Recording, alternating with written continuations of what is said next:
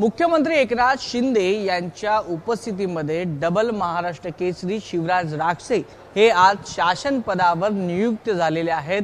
यापुढे ते पुणे येथे क्रीडा अधिकारी म्हणून काम करतील।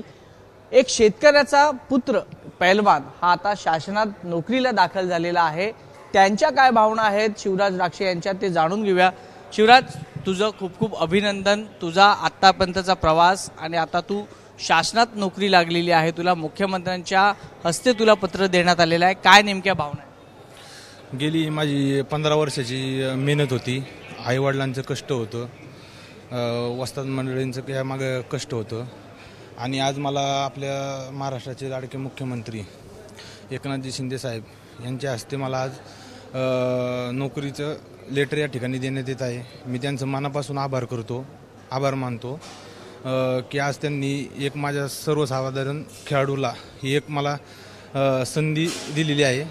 नक्कीच यापुढे भविष्यात प्रत्येक खेळाडूला ही संधी भेटावी हीच मी या ठिकाणी अपेक्षा व्यक्त करतो। ज्या पद्धतीनं तुझं क्षेत्र आहे कुस्ती, खरं तर महाराष्ट्र केसरी हिंद केसरी झाल्यानंतरचा जो काळ असतो तो पैलवानांसाठी फार खडतर असतो आणि वर्षभर ते सगळे मेहनत करत असतात।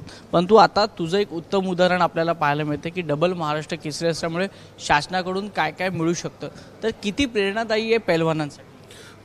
खूप प्रेरणादायी आहे, कारण पैलवान हा खेळाडू एक सर्वसाधारण कुटुंबातला असतो, शेतकरी कुटुंबातला असतो।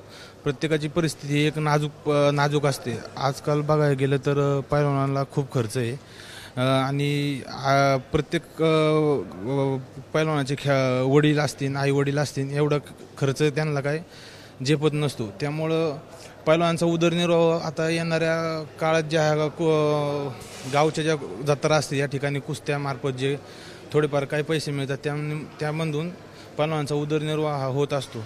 परंतु आज मला या ठिकाणी आपल्या महाराष्ट्राचे लाडके उपमुख्यमंत्री एकनाथजी शिंदे साहेबांनी आज मला या ठिकाणी ही नोकरी दिली। नक्कीच याचा मला या ठिकाणी पुढे अजून खेळण्यासाठी मला याचा फायदा होईल आणि मी नक्कीच या संधीचं सोनं करेल।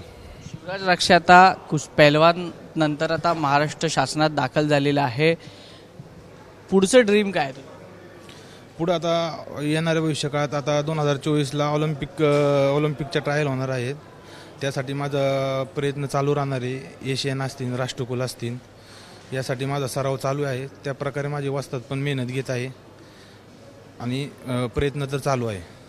आमच्याशी बातचीत केल्याबद्दल तुला भविष्यासाठी खूप खूप शुभेच्छा। तू यशस्वी हो हीच आणि महाराष्ट्राचं नाव रोशन करावं हीच आमची अपेक्षा आहे। कॅमेरा पर्सन रुपेश शेलारसह वैभव परब, एबीपी माझा, मुंबई। एबीपी माझा, उघडा डोळे बघा नीट।